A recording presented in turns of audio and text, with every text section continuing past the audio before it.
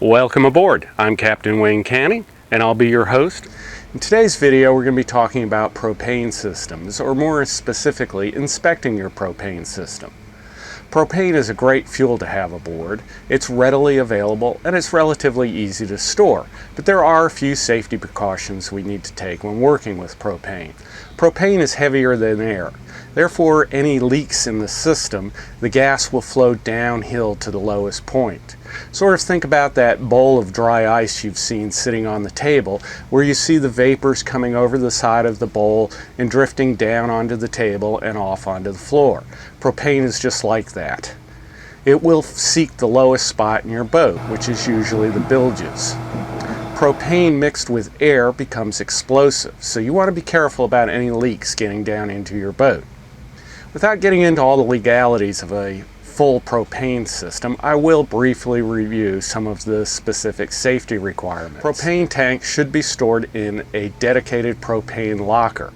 This locker should be sealed to the inside of the boat and be only top opening. This locker should also have an overboard drain, so that any propane that leaks into the locker will drain overboard. This drain also needs to be located where it is not above any openings into the boat. Once again, propane will flow downhill, and if it's above an open window or something, the propane will leak into the boat. Sometimes this is a little difficult, and some people will mount their cylinders on the stern rail, which is acceptable. Next, in the propane system, you have connected to the tank a pressure gauge. This pressure gauge is not there to tell you how much propane you have left in your cylinder. It's there to check for leaks, and I'll talk more about this in a minute. After the pressure gauge, you're going to have a regulator, which reduces the pressure to a working pressure for your appliance. After the regulator, you're going to have a remote shut-off solenoid. This is required because you want to be able to shut the propane off from the appliance. It's not enough to just tell yourself you'll go out and turn off the propane every time you're done using it. You need this remote solenoid in case there's a flare-up or a problem at the appliance. You'll be able to immediately shut the propane off from that location. Connected to the solenoid valve will be the line that runs down to the appliance. This line needs to be a single line coming directly from the propane locker to the appliance with no T's or other connections within the line. This is to prevent the possibility of any leaks.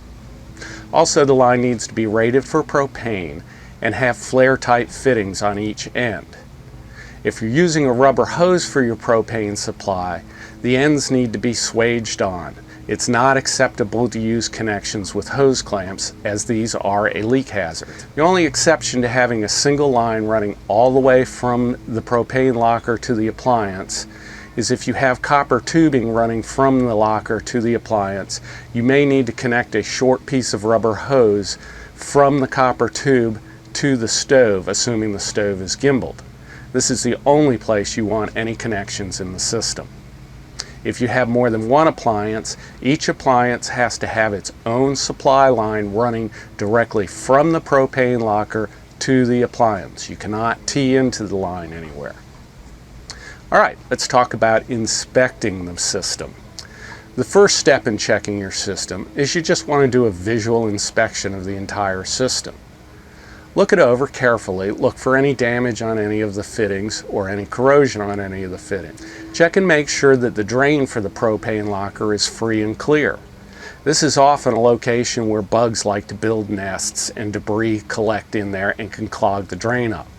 Pour a little water through the drain and make sure that it comes out quickly and easily. Also inspect the hose on the drain. A lot of times during surveys, I'll find these hoses are in very bad condition. Next, check the propane shutoff valve. These are usually just metal valves, not really designed for the marine environment, and they don't often last a really long time with salt water. They get rusted and corroded and no longer work anymore. So you want to inspect that carefully. Inspect the wiring carefully and make sure that everything is in good condition as far as that goes. Check over any flexible hoses you have connected to the tank and make sure that the hose is in good condition and there's no signs of dry rotting or cracking in the outer cover of the hose. Check where the hoses and wires go through the locker and into the boat. You want to make sure all of these holes going through the locker are well sealed. What I usually like to do is check for any leaks. It's relatively easy to check for leaks if you have a pressure gauge. What I normally like to do is just check the system from the very beginning. With the propane solenoid shut off, meaning there's no gas going to the appliance, I'll crack open the valve on the top of the tank. I'll note the pressure on the gauge, and sometimes I'll even mark the needle on the gauge with a piece of masking tape so I know exactly where it is. Then I'll shut off the valve to the propane and wait about 10 or 15 minutes, and I'll come back and I'll check the gauge again. A slight drop is not a problem, but if you see a drop of more than 1% at this point, you probably have a leak, and it's time to start checking that. Now, if you do find that you have a leak, the only way to properly check for leaks is with soapy water. Once we've done this first check and we know we don't have any leaks, it's time to do the check of the full system. This time, we'll open up the solenoid valve so that you have gas going to the appliance, but make sure all the valves on the appliance are closed and shut off. Now open the valve on top of the cylinder one more time till the gauge is fully up. Once again, close the valve on the cylinder and mark the location of the gauge. Wait another 10 or 15 minutes and come back and check the gauge again. This time you might see a little bit more of a drop on the gauge simply because you're pressurizing the entire system. But you really shouldn't see more than about a 5% drop on the gauge. Anything more than that and you've got a problem with a leak. At least annually, I like to go through the rest of the system and follow the line throughout the boat. You want to make sure that your propane line is in good condition. If it's copper tubing, check for corrosion, particularly where it's clamped to the boat or where it goes through bulkheads. For rubber hose, you want to check for dry rotting or cracking. You also want to make sure that no wires are tied to your propane line for obvious reasons. Pay particular attention to where hoses or tubing goes through bulkheads. This is often a problem area, and if at all possible, try to pull the line backwards out of the bulkhead so that you can fully inspect it for either chafe or corrosion. Propane is a great fuel, and it can be very safe and very easy to use, but a little due diligence will keep you and your crew safe.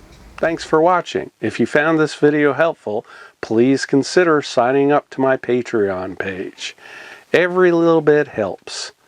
It takes a lot of time to make these videos, actually probably about 1 hour per minute of video. And the equipment costs money as well. So your support on Patreon will help me keep producing new and better videos. Thanks a lot.